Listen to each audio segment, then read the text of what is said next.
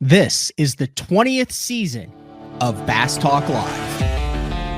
BTL is presented by Bass Cat Boats, Strike King Lures, Aftco, Pro Guide Batteries, Spro, Gamakatsu, The Bass Tank, Denali Rods, Beatdown Outdoors, and Sunline. BTL coming at you.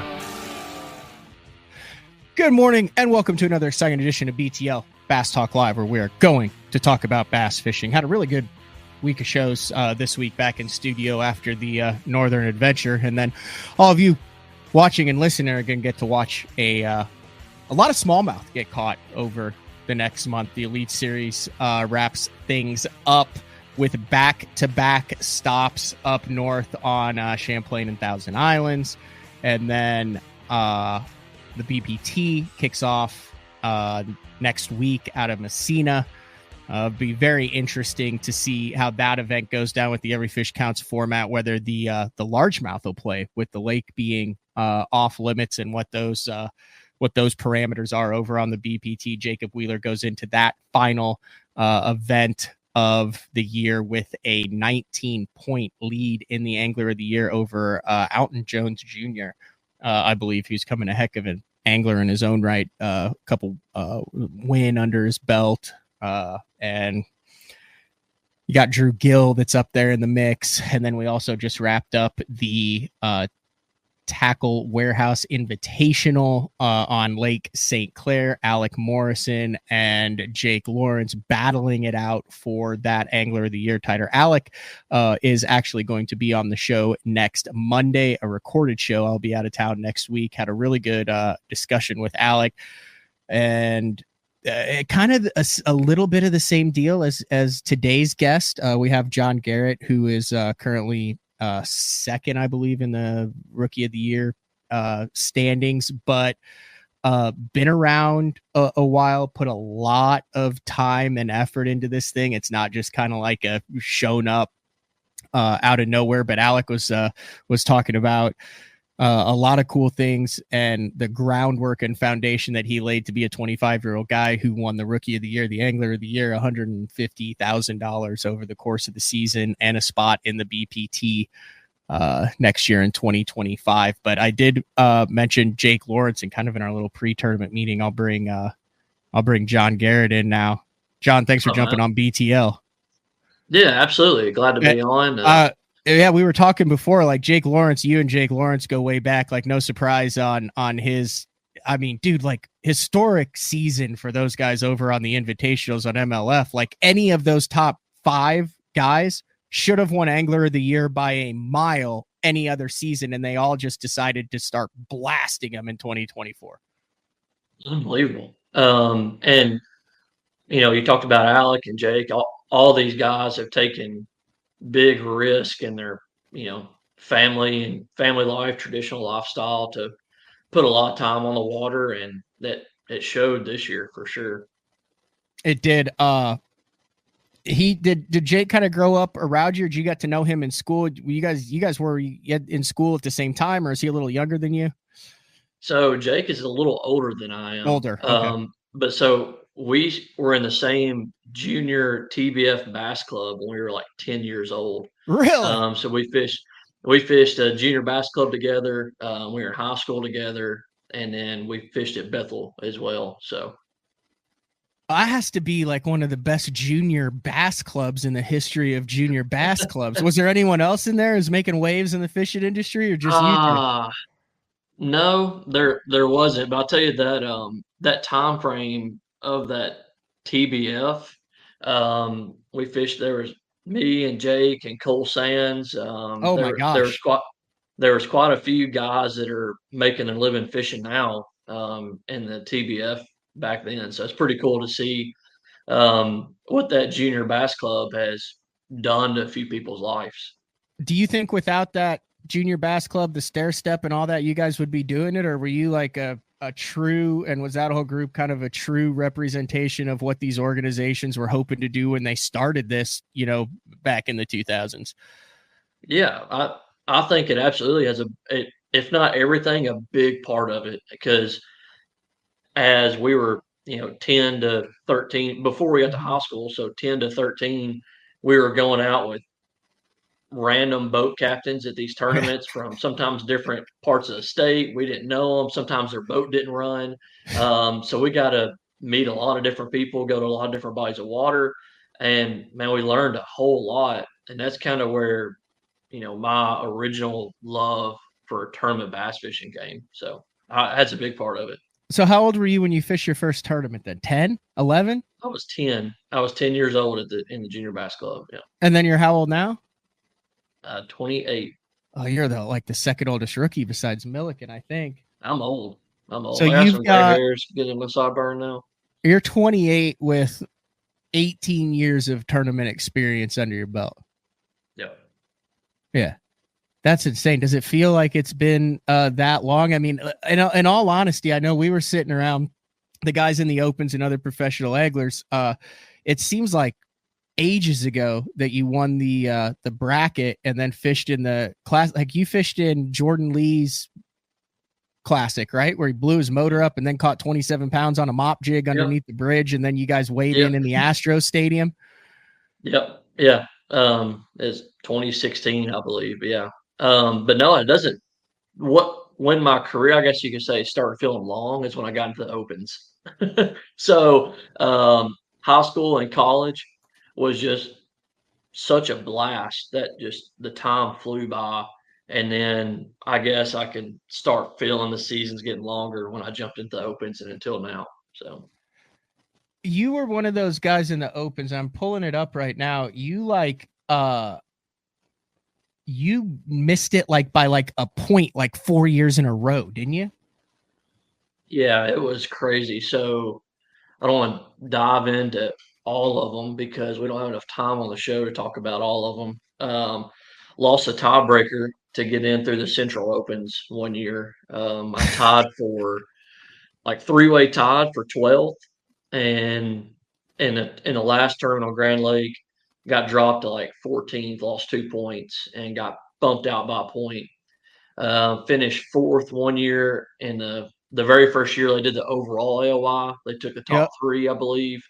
Yeah, and then was one or two spots out pretty much every time before and after those. Yeah, and then you finished 11th in 2022 and yeah.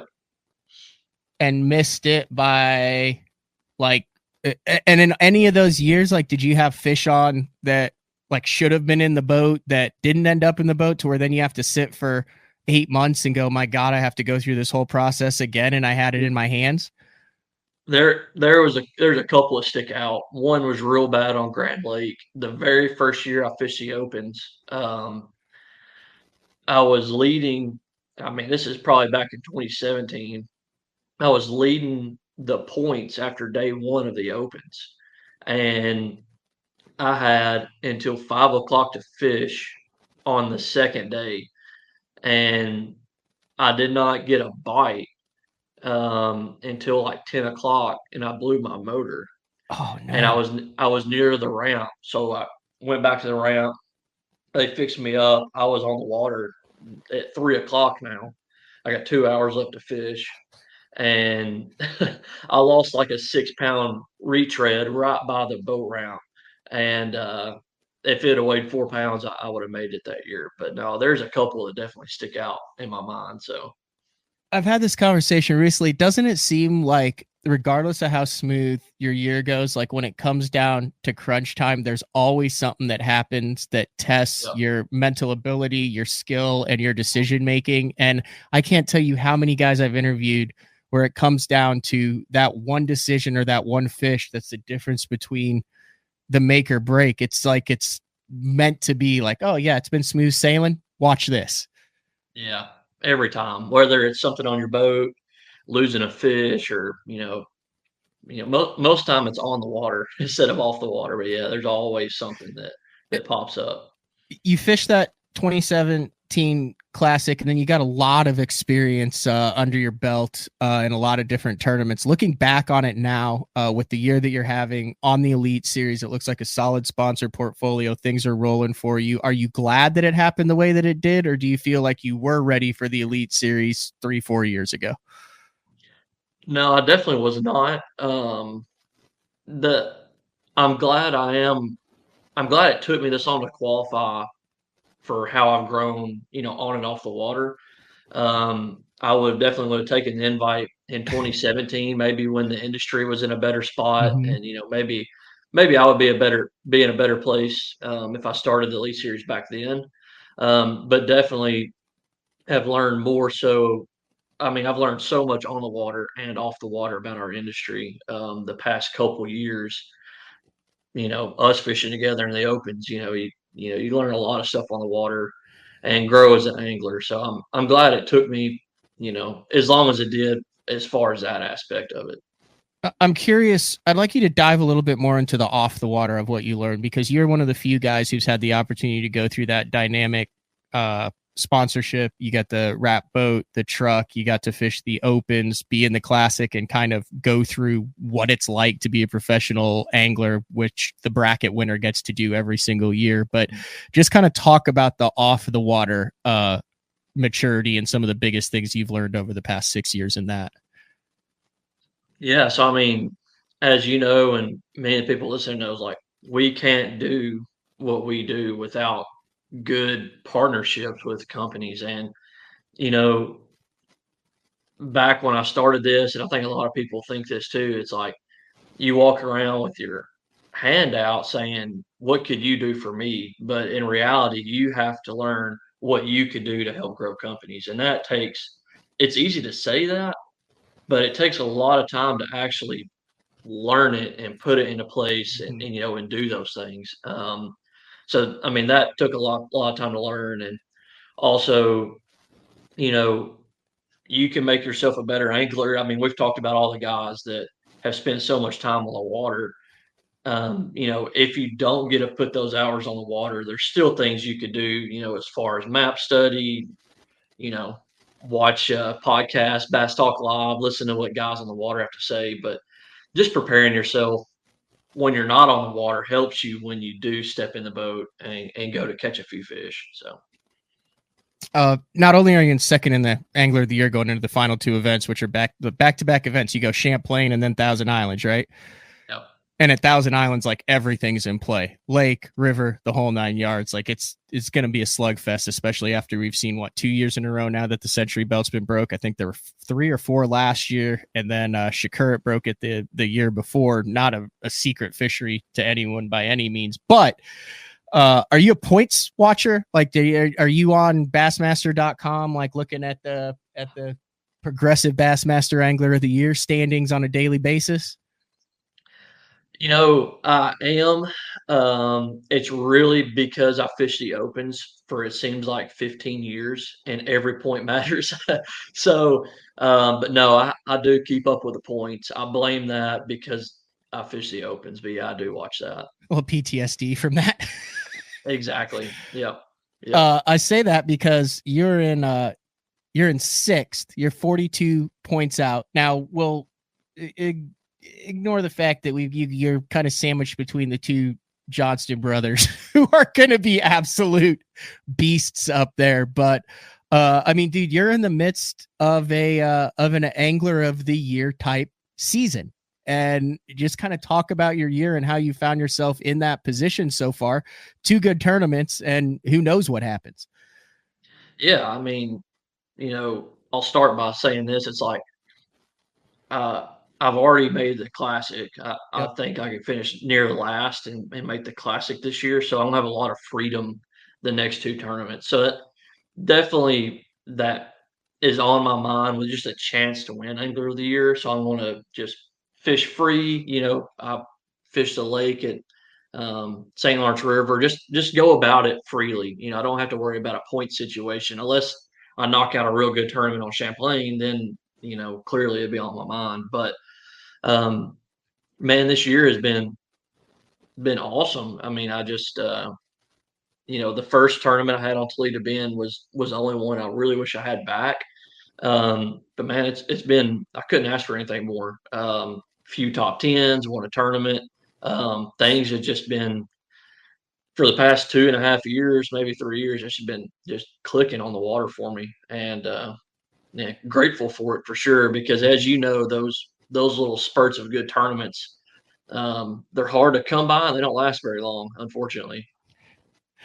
Talk about that win. What did that do? Did you have more sponsors that were knocking down your doors? Did that open any more opportunities? Was it merely the points in the financial game? But there's a lot of, it seems, you take into effect, you got $100,000 with the MPFLs. You've got open wins. You have televised invitations. You got BPT. You got Elite Series now. There's live coverage of all of it. It seems like there's 2 or 3 tournaments every week. Is it, in your opinion, a little bit harder to capitalize on a win, or is that Elite Series win, that blue trophy, still hold as much value as it did, say, 8-10 years ago? I will say this: before I won that tournament, I thought if I can win one and have a good season, things are going to happen. Like things Mm-hmm. were going to get easier. And I'll be the first to tell you, where I'm at right now, and even in the opens, is very hard to make a living, a decent living, bass fishing tournaments. With the tournament earnings, and the sponsor dollar wise, both of it's really hard. But when I won that tournament, I expected to get a couple emails, maybe a couple text messages. I received zero sponsor inquiries after I won that tournament. Really? And not only that, is actually was like, well, you know, let me try to send emails out while the flame is still burning. And very few got responded to. So things have not changed in that sense. But I think you're right with, someone is winning a professional tournament, almost every other weekend now. So I'm not saying the blue trophy doesn't mean more than some of the Mm-hmm. others do, but someone's winning a professional tournament every couple weeks. So I mean, I don't think it means as much as it did 8 or 10 years ago. That's for sure. And even after I won that tournament, I've had a couple near top tens after that. Sitting good AOI standings. Going into ICAST. Have a lot of meetings set up with people about working together for next year. And I mean, I think I get listened to a little more now than the previous years. But as far as deals going through and doors opening, it's just not as easy as what I thought and other people think it might be. Personally, on a personal level, though, you blow that Mhm. tournament out, you get your first win after being so close so Yep. many times. What did that mean to you and your family personally to get that win earlier, especially in Florida? Yeah. I mean, as you know, it takes a lot of selfishness to Mm-hmm. do what we do. Go out and fish tournaments, leave the family behind sometimes. So felt really good for me too, but I felt like I did my family a justice by sitting back watching me the past few years. So it really felt good for me to do it to them, and of course the people that support me. Um, but as far as just on the water, that was one of the first tournaments. It was one of the only tournaments where I took a big risk and not chasing points. I was like, I'm gonna go after big fish, and try to win this tournament, and it paid off. So there's been a few tournaments since then where I've taken a gamble that if I had not had that happen, I probably wouldn't have done, and I'll probably continue to do that in my future. Is to take a chance to try to win a tournament. So that helped me out with my confidence a lot and decision making for these tournaments. I think that's kind of the same thing that happened to Hamner after he won the Classic. He's leading angler of the year now, but he kind of has talked a little bit about that in the past, on how he didn't understand what it was like before that, kind of freeing him up not only financially but just on the water to make those decisions, having been there and done that. And amazing how things kind of fall into place when you Mhm. don't have that pressure that you don't even realize is there in the back of your mind. Yeah, for sure. And it's, sometimes it's not, but it almost takes a different mindset to say like, hey, I want to cut it. And there's going to be those tournaments where you're just Mhm. fighting for a check, you're fighting to do that, but it's a different mindset and to let me fish hard to cut a check versus let me fish hard to win this tournament. Let me try to fish for 4 pound bites instead of 2.5 pound bites. So you can't do that if you're not free and if you feel comfortable with it and if you're okay with not doing that and potentially bombing a tournament. But you got to do it. You got to have some smart stuff. You got to go about it in a smart way because you hear people say, I swung You'll for the fence swing today. for the fence.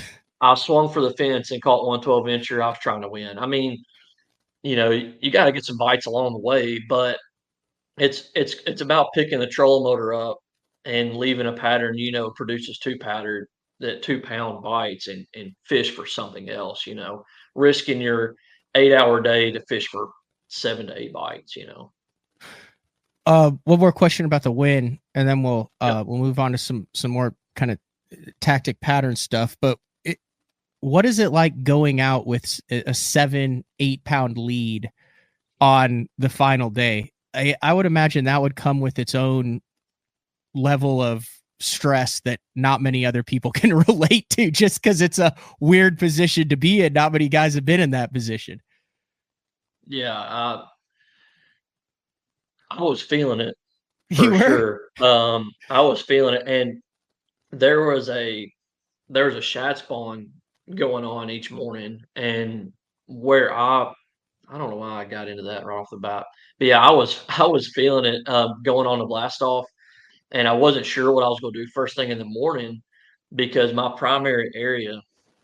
I mean, I don't know what it looked like on live or bass track or anything, Mm-hmm. but it was extremely hard for me to get bites where I caught all those big fish at. I mean, really hard to get bites, and I was losing like 50% of those bites I had. So it wasn't like I was going to go there and catch a limit. That was up in the air. Like there's a very good chance I wouldn't.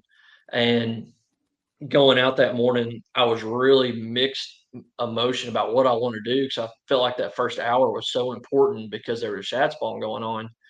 And I stopped halfway between there and the place I ended up catching most of my fish and had just a stellar morning. And, you hear when it's meant to be, it's meant to be.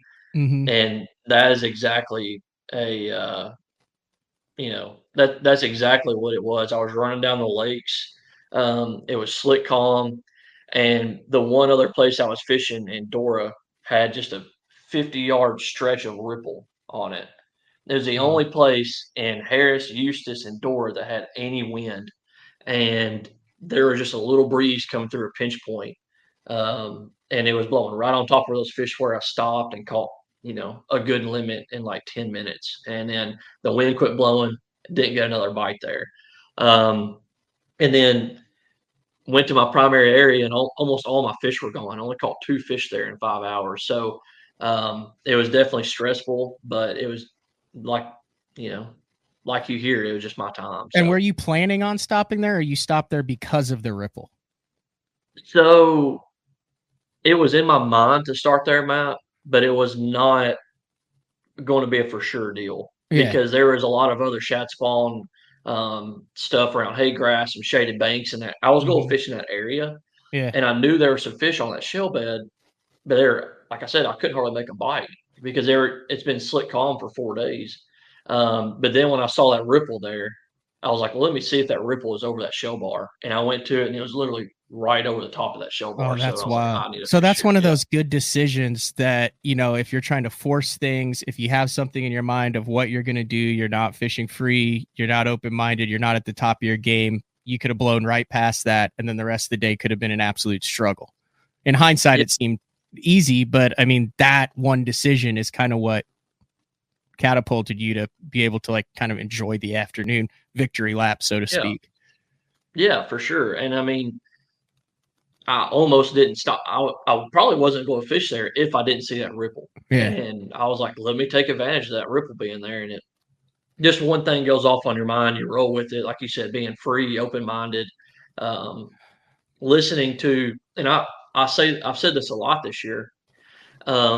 If you have something inside of you or a voice in your head saying you need to try something else, you need to listen to that voice, because if you're doing the right thing, there's normally not another voice clicking. There's not a second thought going on. So Mhm.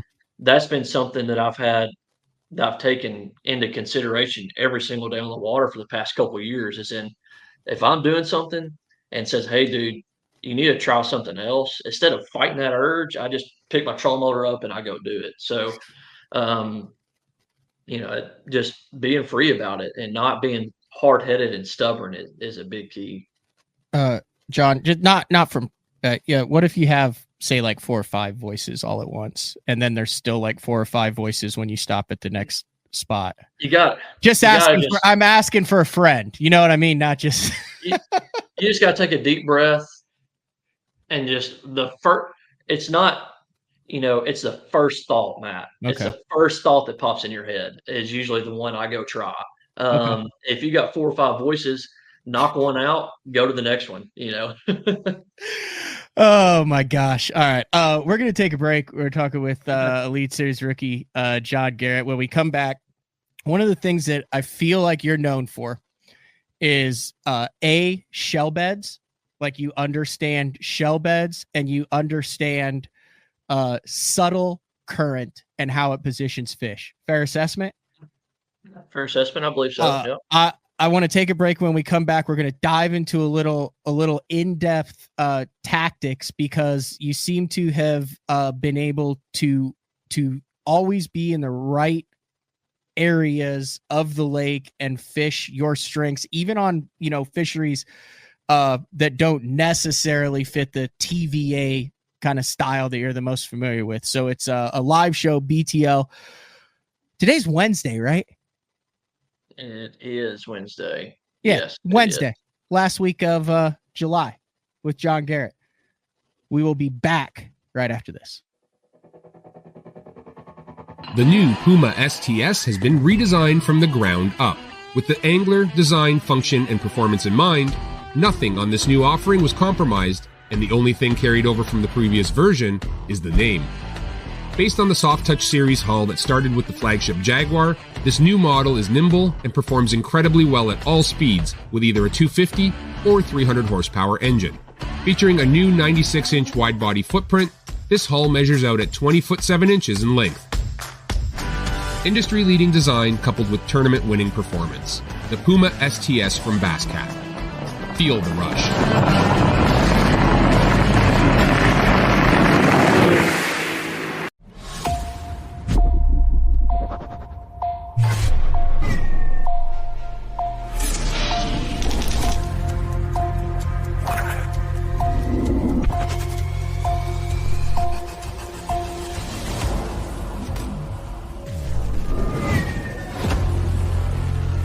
Everything you need, one legendary brand.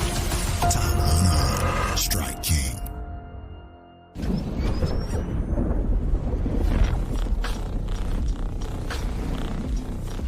Gear that just plain works. Cast after cast after cast.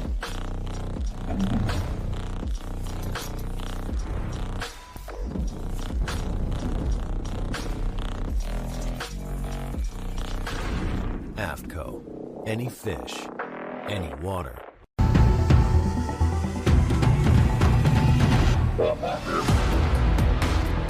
Gamakatsu, the innovation leader in fish hooks, is launching Nano Alpha technology in 2024. Nano Alpha is a new finish available on Gamakatsu's most popular hook styles. It delivers 2 times slicker performance, 4 times better corrosion resistance.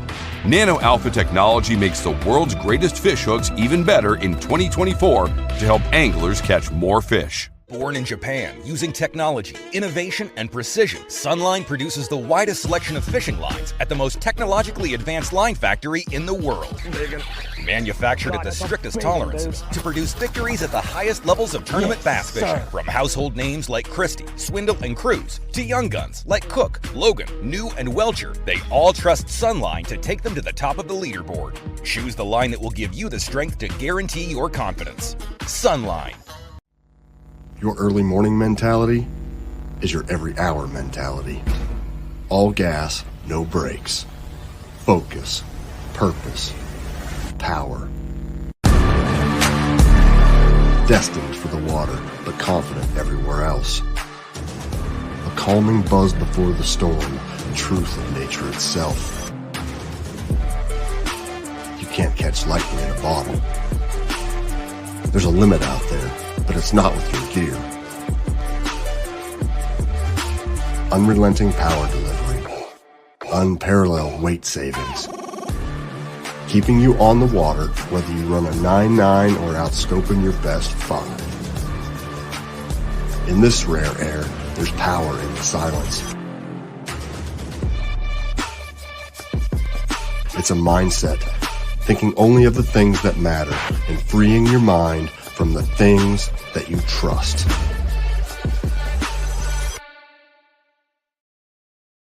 Get the best patterns backed by tournament data. Start by finding the best 10% of your lake. Know exactly what to look for and what to throw. After that, just put them in the boat. Try the Deep Dive app today. Look at that beast right there. All right, welcome back. BTL on a Wednesday, talking with John Garrett. We're going to dive deep into a little techniques, tips, tactics, do a little learning here. So one of the things that I've struggled with, John, over the last 4 or 5 years in the opens is the kind of current driven fisheries and the shell bar deal. It's very obvious if you grow up with it, the guys who get it, just like, I feel very comfortable going to an Ozark lake and reading different types of rock. But it seems very important because those are typically fisheries where if you're on them, you're catching 4 or 5 pounders and you can get right in a hurry. And if you miss that bite, I mean, not to be crude, you're screwed. and you have had a lot of success on rivers and current driven fisheries, Sabine River, Arkansas River, Pickwick, Eufaula in Alabama, Watts Bar, Wheeler Lake, all of those. Fair to say that one of your strong suits is reading current and dissecting where the biggest and feeding population of fish are on those fisheries? I would say so. It's more so the Tennessee River, but I do understand the tidal fisheries and places like James Arkansas River too, just because of how it positions the fish. Yeah. Is that a time on the water thing? Was there guys that you spent in the boat with that really showed you how that worked, or what was your process to becoming comfortable with moving water and how it positions fish? Yeah. So, I mean, basically the only reason is I live right down the road from Kentucky Lake. And that's where I grew up fishing. My granddad took me, that's just where I grew up from a kid. So I spent more than enough time on bodies of water, especially Kentucky Lake and Pickwick, that are just current fed lakes. I mean, so Kentucky Lake is basically the trash can of the Tennessee River. It gets every ounce of water dumped through the entire system into Kentucky Lake. So we have just unbelievable amounts of current through the winter and spring months, like 250, 300,000, currents in the spring, and then all through the summer too when we have rain. So I spend enough time out there to understand the offshore part of it, and also the onshore, the bank line stuff, because we have currents that are so strong a lot of times you have to fish the shoreline. So just time on the water, really. And then the shell bed aspect of that, if it seems like you're a big shell bed guy, and you'll find those even on fisheries. I mean, you can take Florida into account on that. Would you say that shell bed fishing across the country is a lot sneakier than people give it credit for, and they exist on a lot more fisheries than the average angler realizes? Yeah, absolutely. I'm going to throw Toledo Bend and Rayburn. I mean, there's so many places that don't have good current that have really good shell beds. And, you know, one of the biggest keys to the shell bed, the reason why big fish live on them Yeah. is because, especially after the spawn, is the biggest bait fish in the lake, gizzard shad. They basically live on hard bottom and shell. They eat off the algae, the plankton, all the stuff that the shell bed puts off. That's what big gizzard shad eat. And, the biggest bass in the lake is going to be around the best bait fish typically. And another thing with gizzard shad and all, thread fins, all types of bait fish, they need high levels of oxygen. Shad is a very fickle fish. They're going to live in the best water possible.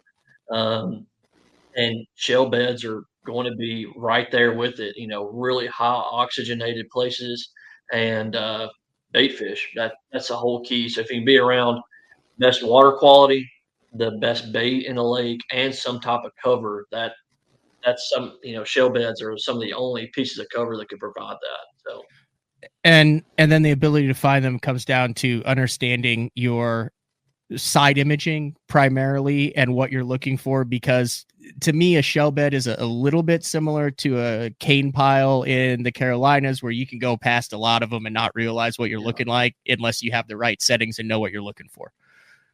yeah, exactly. And then they definitely show up on side imaging, but as the years go by, almost the entire Tennessee River is becoming harder and harder and harder bottom. The more current we have, the less saturation, the less soft bottom we have.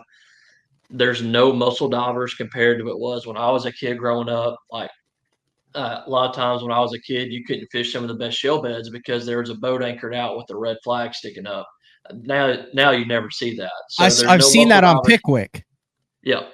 Yep. So if you see a red flag on a boat, you're not supposed to get within 50 yards of it because there's a mussel diver there. Okay, so this is elementary questions, but I'm from Oklahoma. Yep. I grew up in Illinois. I'm asking these questions. You can send dumb questions to Matt at basszone.com. You're wasting our time, but I'm asking these questions. So those mussels, when you see that up, are they like going to restaurants, or what are they doing it for the shell? What are they actually harvesting down there? Like, are we eating like clams from Pickwick when we go to like Wenzel's Oyster House on Gunnersville?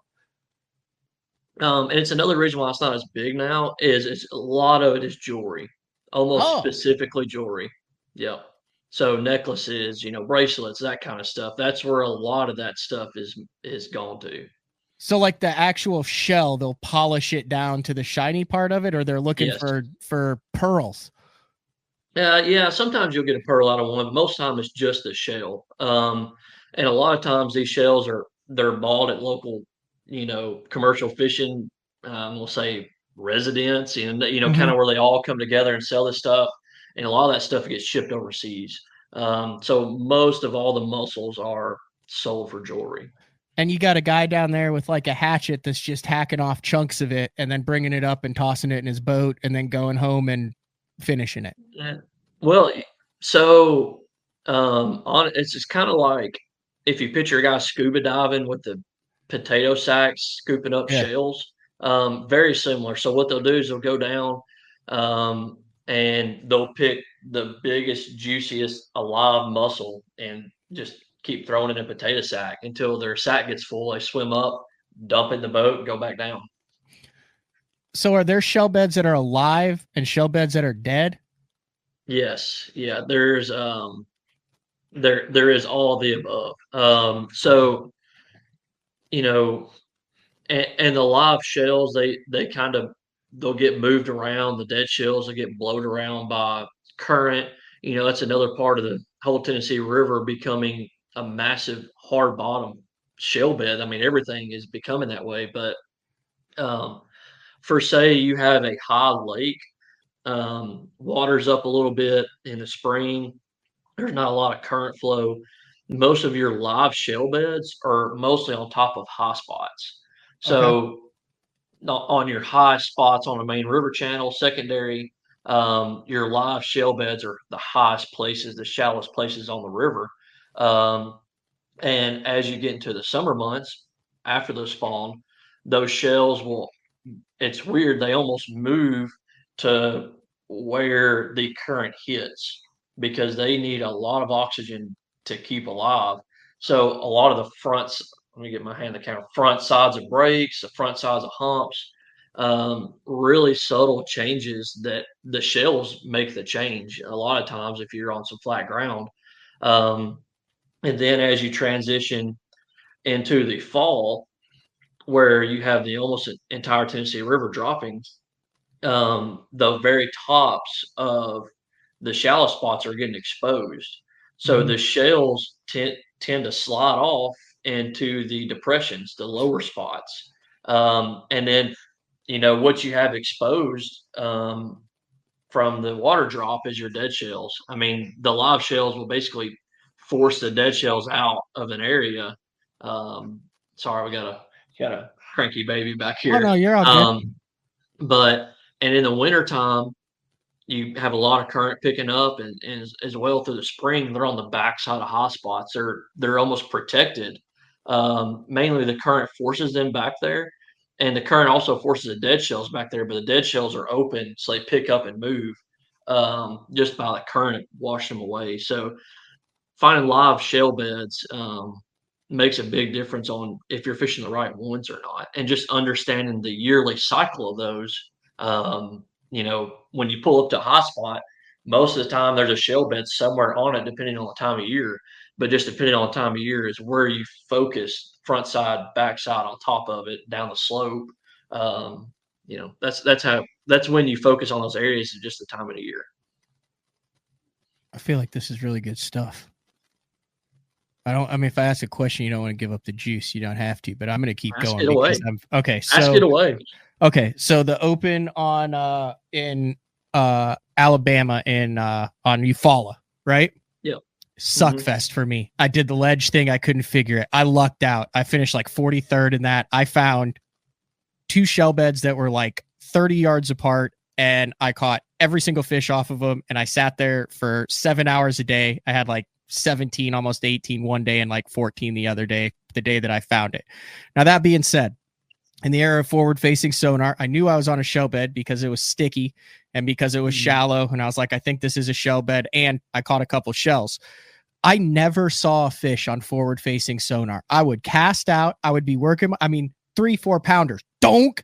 I'm like, where the heck did that fish come from? Is that typical of shell beds to make it's very difficult to see the actual bass on the shell bed? On forward facing, I want to say the really good ones, they're almost impossible to see. Really? On forward facing. Now, you might see a couple little ants crawling around the bottom on forward facing. Don't get me wrong, but they're really hard to see. A lot of times the shell beds are shallow. And you just can't see that well. I was in like 6 foot. Yeah, it makes it hard to see. And then when you get such hard bottom returns on any graph, it gets hard to see. So a lot of times the only way you can find them is just pulling up and making a few casts and seeing if they're there. Now, if you get in that deeper than 8 foot range, you could see them on your side imaging. And if you get deeper, then you could see them on forward facing sometimes, but they're really difficult to see a lot of times, especially if they're good ones, because the ones that are good, they don't get messed with. They're sitting on the bottom, and most of the time they bite when you throw over them. But a lot of times the ones that get beat up, sometimes you get some fish floating, and you can see them relatively easy. Fantastic. Top 3 shell bed baits. Crankbait's number 1 for me. Carolina rig, probably number 2. Oh man, this third one's gonna be hard. I don't know, jig or worm, one of the two. One good moving bait, one good crankbait, and a couple dragon baits to follow up. So that's fair. I'll never forget. I found one on Kentucky Lake in a Toyota in 2019, and I rolled a Alabama rig over it, and I said, "Get the net." I said, "This is a 5-pound smallmouth," and it was a shell that big and it had 2 of the wires. I mean, it ate 2 of the wires. Like, it destroyed my $30. Like, I could not get it back. I had to like crack the shell open to get it back. And I was like, I had no clue that those shells were that aggressive. Like, I mean, it went, I was like, oh, I'm taking the donk. And then, you know, that shell's rolling around. I'm like, oh, dude, it's a good one. It's not coming up. And he netted about a 2-pound shell for me. Yeah. Or mussel. They'll eat it. Like, they're aggressive, huh? Oh yeah. Yeah. If they're a little bit open and your line or something comes through there, they'll definitely clamp down on it, no doubt. That's wild. What percent of Elite Series guys or Opens guys do you think fully understand shellbed fishing, or is that a lost art or an art that's not talked about as much?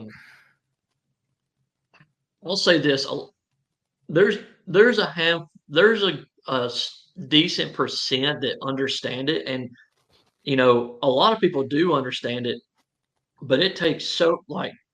I'm pretty good at it, and it takes so much dedication to find that one spot.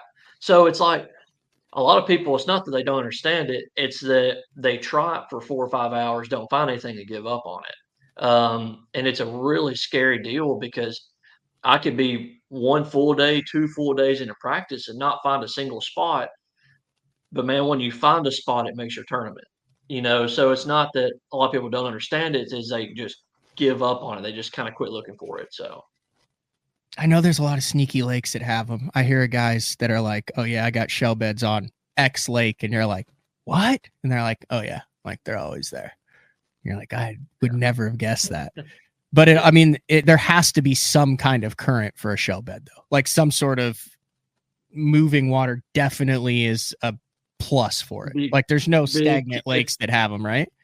No, there's very few. There's very few. I mean, even the Harris chain has some moving water. I mean, there needs to be some kind of moving water just to keep the saturation and filter the water, because shells will get silted over. Because they get there and they die, and mud gets on top of them, or grass grows on them, whatever that might be. But yeah, there needs to be some type of water flow. 95% of the time, I'm going to say. I'm on your website here. John Garrett Outdoors. Do you still do? Oh, is that old? Is that old now? That's old. I haven't thought about that in a little while, but go ahead. Oh, well, I was on it. But are you still doing the guiding, like all sorts of different guiding for both the fishing and the on the water instructions, and then the hunting and all that too, to supplement the pro fishing thing?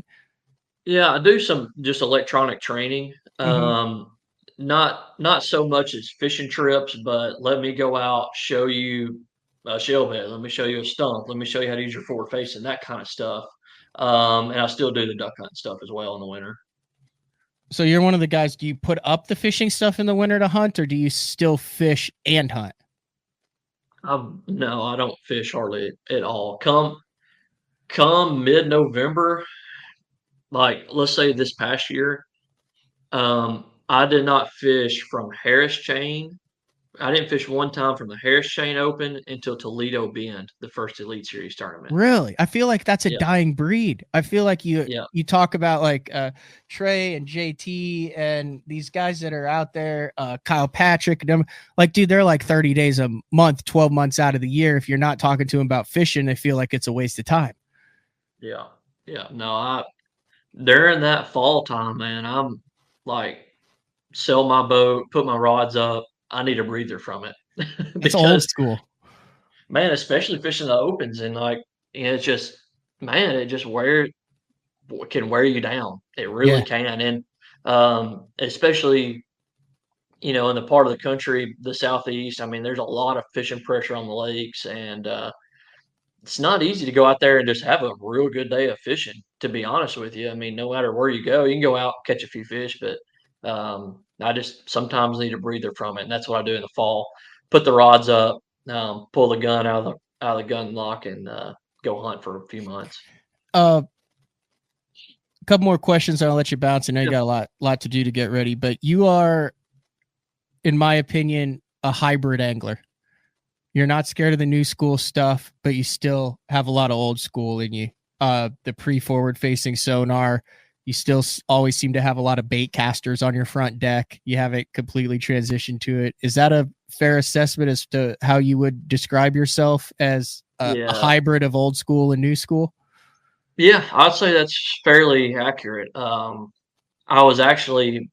didn't even see a forward facing until I was in college. So, I mean, I had all those years of fishing experience, even halfway through college before I even seen a forward facing. Cody Huff brought one to Bethel like my junior or senior year.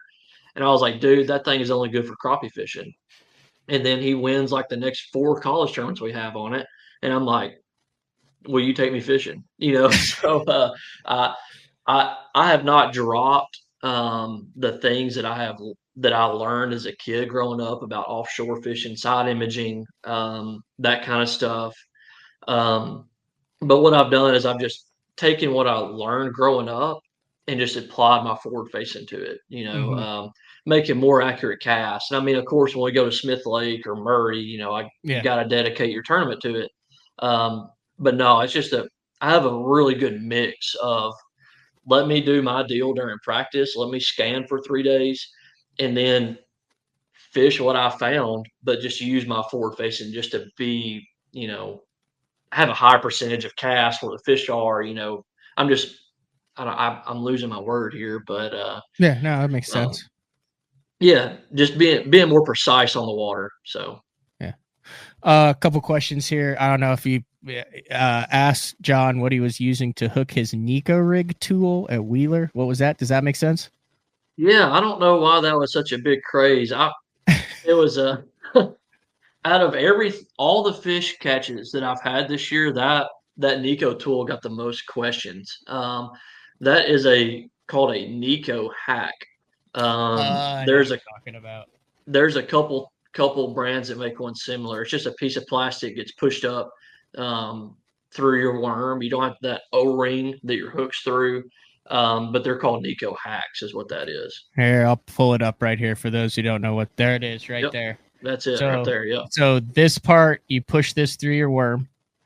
Then the sharp part goes out the other side. Then you break off the other side and the sharp, and then your hook goes right through that. So there's no way that you can throw your bait. Yes, correct. Yeah. This thing has been around for a while. Yeah. Yeah, that got a lot of craze. I'm not too sure why. So Jake Latondras, the camera guy, asked me what I caught that fish on, and all I had left was that piece of plastic. So I held my hook up, and I was like, "This piece of plastic is the juice. That's what I've been catching them on." Just trying to make a joke. Yeah. And now everybody was wondering what they were. I would say 70% of serious Nico wacky worm guys use that. Like it's not new. It's just an accessory that makes life easier. Yeah, it does. And sometimes I use that, sometimes I use O-ring, but no, it's pretty commonly used. Yeah. Clay says Taco uses something like that. Have you ever gotten a peek at what the hell he actually uses? Those guys use some weird stuff. I'll tell you what, they do not use what is on Bassmaster.com at the end of the tournament. No, there ain't no way. Now, here's the thing. I've talked to a number of you guys, and you all say the same thing. And here's what I've had 3 anglers that have said this. He promised me he'd show me, but at the time he was putting his rods up, so I didn't see it. So no one has actually seen what Koya and Takumi and those guys are using. But every once in a while, you'll get like that cast where you're like, boy, that looks like nothing that I have ever seen offered to a bass before. Yeah. No, they don't have many rods on deck at blast off or weigh in or anything like that. They keep it secret, and I feel like they really want to push a few things on us as a joke, hairy dice or whatever it is, but I'm not buying that's what they're using. So I can't say for sure if that's what they're using or not, but I'm not buying it. I think a lot like the Japanese seem to be big on profile and function and not what it looks like to us. Would you agree with that? Like the profile, like a lot of, especially when you get into those weird bait fish shapes, the bluegill shapes, the size of the bait more so than like if it looks pretty or not. I completely agree with that. No doubt. Which is hard because, I mean, you're used to, especially with like striking, everything is so beautiful in the water with like the rage tail stuff. And like everything is always flowing and perfect and straight. And it'll be interesting to see. Are you interested to see where it goes in the next 4 to 5 years as far as baits and rigging style? I think we're in for a lot of new stuff that can't even comprehend. I think what we're going to see is the Japanese. We're going to be identical to the Japanese market, just a couple years behind. I think you're going to see, we're going to see hooks, different weights, jig heads, and plastics come out. That's where we're going. It's going to be different for sure. I mean, you're still going to be able to catch one on a crankbait or whatnot, but as far as what we're going to see at ICAST the next few years, it's majority plastics, I'm going to say. I'll show this. So I've been on this. So Sego, who is, one of the best in the business, he's been doing it forever. Really top-notch photographer from Japan. He would always have this in the media trailer, and this is the Basser magazine, the monthly bass fishing. And you want to look through, I mean, even 10 years ago, we'd look through it and be like, okay. And now it's like standard issue. So, I mean, you guys want to dig around and look at some of the stuff that's coming down the pipeline. Like you said, I agree. Everything that's in that magazine now, it's going to be, it's going to be standard. The one thing that I'm curious if you've caught them on that took off, but then never really took off was that heavy turd stuff, the poop thing. Like, that seemed like it gained a little bit of momentum, but then it stalled. Is that still being used? Have you ever caught him on that? I've never caught him on it, mainly just because I've never thrown it. Yeah. But there's a couple of guys that I know, the Fish Opens and the NPFL and the Elites, that they got on it and they still use it. So I think it's the people that use it. It's a very small percent of the people that use it, but they still do. I think a lot of people bought in on it, and then kind of like me, I got a couple of bags out there, but I've never thrown it. So it's so hard to figure out like what to throw and what not to throw. And then for the majority of the guys, I mean, this is why it works. You want to talk about the value of professional anglers. It's still the professional tournament trails that drive these sales, because all these baits are one tournament away from being impossible to get. And we're seeing that now with a couple of the different minnows and a couple of the different plastics and some of the jig heads. So you could say, everyone's watching the YouTube stuff, but that is still driven by Elite Series, BPT, and top tournament results. And, guys like you who are out there slinging the stuff around. Yeah. I mean, I'm always been a part of that class. Is what did Kevin Van Dam win the last tournament on Kentucky Lake on? What, who's throwing what minnow? It's like, you want to know what the best guys are throwing. It might not always be the best bait, but since someone won a tournament on it, you feel like it's the best bait for sure. Yeah, definitely. Anything else you want to get in here, John, before I let you go? I've learned a lot from this show. I think you're long overdue for a BTL appearance. So I think I'm about talked out on this today. Yeah, so, that'll work. Well, drive safe. I know you're headed up north, and you have the good thing about headed up north is, like every day of practice and every day of the tournament, regardless of how it turns out, you're going to be freaking reeling in fish a lot of the time, which is a great feeling.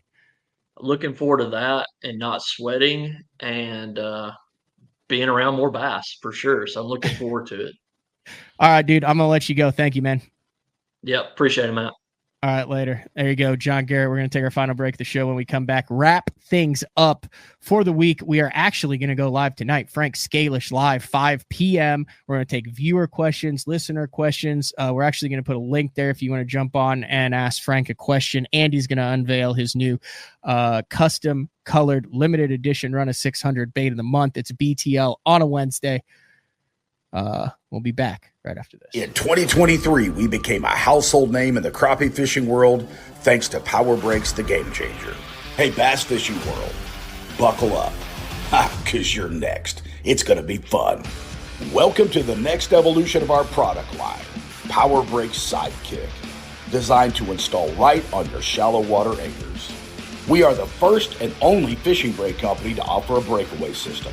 Just like with the Game Changer, the Power Break Sidekick has it as well. And it's not a matter of if you're going to need it, it's when. Power Brakes, the most durable fishing brakes available on the market today. Made right here in the USA with our rock-solid 2-year warranty. Hey, not all fishing brakes are built equally, and you owe it to yourself to find out why ours are different. Power Brake Sidekick. Order yours today at mypowerbrakes.com. You'll be glad you did. Have you considered purchasing new electronics for your rig?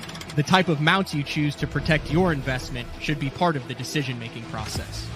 No matter if you prefer 1, 2, or 3 graphs up front, Beatdown Outdoors has a solution for you. Adjustable, versatile, rigid, and made in the USA.